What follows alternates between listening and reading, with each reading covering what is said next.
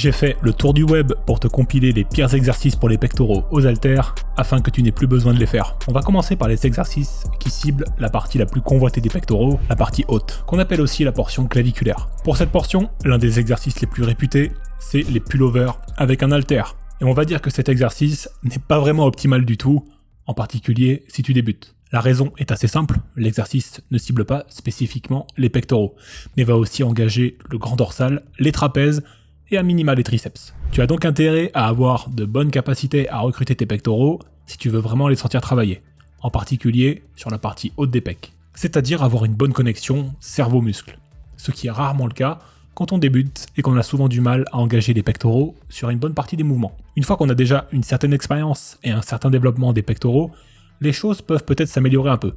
Je me souviens que cet exercice ne me procurait aucune stimulation sur les pectoraux quand j'ai débuté. Mais aujourd'hui, après plusieurs années de pratique, ça va un peu mieux.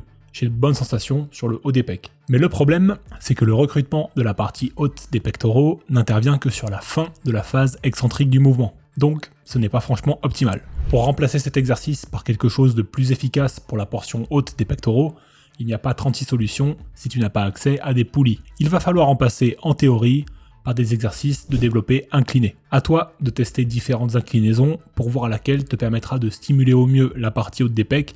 Généralement, c'est entre 30 et 45 degrés. Garde aussi en tête que souvent, ce n'est pas le manque de haut des pectoraux qui pose problème à la majorité des personnes. C'est le manque de pectoraux tout court. Donc inutile de faire une fixette sur la partie haute, en particulier si tu débutes. Et puisqu'on parle de fixette, c'est un bon moment pour parler des squeeze press, qu'on peut réaliser avec un disque de poids ou une haltère en les comprimant pendant la phase de montée et de descente. C'est un exercice populaire sur les réseaux parce qu'il permet en théorie de mieux travailler la partie intérieure des pectoraux, la partie sternale si on peut dire. Le seul problème, c'est que la partie intérieure des pectoraux est une légende. Cela n'existe pas. Si tu possèdes un espace relativement important entre les deux pectoraux, c'est simplement dû à la façon dont tes fibres sont insérées sur le sternum, plus ou moins proches. C'est donc un critère qui est purement génétique et aucun exercice ne te permettra de combler ce gap. C'est comme ça. Inutile donc de perdre son temps avec ce genre d'exercice et il est donc aussi inutile d'essayer de le remplacer par quelque chose d'autre. Maintenant, on va bouger un petit peu pour se déplacer vers le faisceau abdominal, qu'on appelle aussi la partie basse des pectoraux. Sur les réseaux, tu as probablement déjà rencontré des spécimens d'individus te proposant de réaliser cet exercice, qu'on appelle les lower dumbbell flies. Le fait de faire monter les bras en les gardant collés au buste permettrait en théorie de mieux cibler cette partie des pectoraux. Et là c'est du gros bullshit. La raison est très simple, lorsque tu réalises ce mouvement à vide par exemple, tu t'aperçois qu'il s'agit d'un mouvement d'abduction de l'épaule. Ce qui veut dire que lorsque tu vas réaliser cet exercice, c'est principalement le deltoïde antérieur qui va faire tout le travail. À bannir complètement, c'est quasiment inutile. D'ailleurs, il est également inutile de se focaliser sur la partie basse des pectoraux, qui va naturellement se développer avec la plupart des exercices de poussée. On a rarement vu quelqu'un qui manque de bas des pectoraux en faisant des développés couchés, de l'incliné ou même des dips par exemple. Bon là, on a fait la périphérie des pectoraux, on va pouvoir passer au plus gros morceau, la moyenne portion. Heureusement pour cette portion, il n'y a pas beaucoup d'exercices inutiles, mais j'en ai quand même relevé deux. Le premier, c'est les floor press. En clair, un développé aux haltères réalisé sur le sol, sans bande de musculation quoi.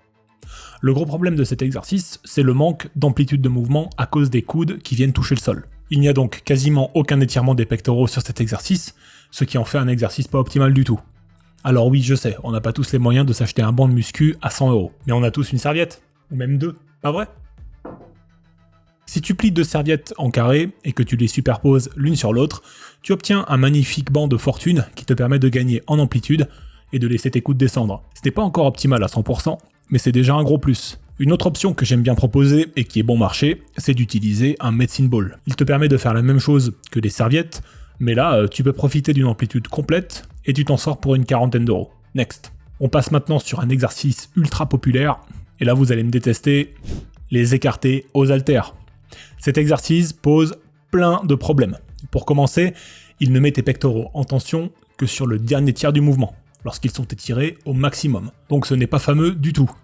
Sur des séries légères, comme c'est souvent conseillé pour cet exercice, cela ressemble plutôt à des étirements dynamiques plutôt qu'à un vrai exercice de musculation et d'hypertrophie musculaire. Le truc c'est qu'au fil du temps, on va inévitablement augmenter la charge. Et avec des charges plus lourdes, on met ses pectoraux et ses épaules en danger puisque les muscles vont se retrouver en étirement maximal avec une charge importante. Je n'ai jamais vraiment aimé cet exercice, c'est même pas un bon mouvement de finition.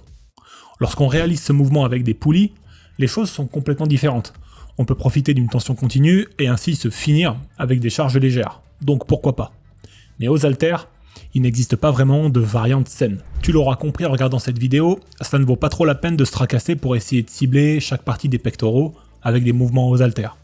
L'essentiel de ta progression sera assuré avec seulement quelques mouvements simples. On peut penser à du développé couché aux haltères sur un banc, ou alors avec une serviette, comme je te l'ai montré, pour travailler les pectoraux dans leur ensemble.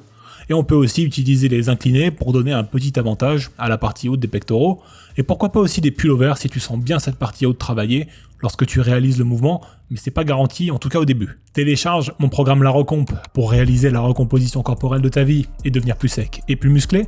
Il te suffit de cliquer sur la petite vignette qui s'affiche pour y accéder, ou de cliquer sur le premier lien dans la description de cette vidéo. C'était Romain, merci de m'avoir suivi dans cette vidéo, pense à t'abonner et à me laisser un pouce vers le haut, on se retrouve très vite, salut.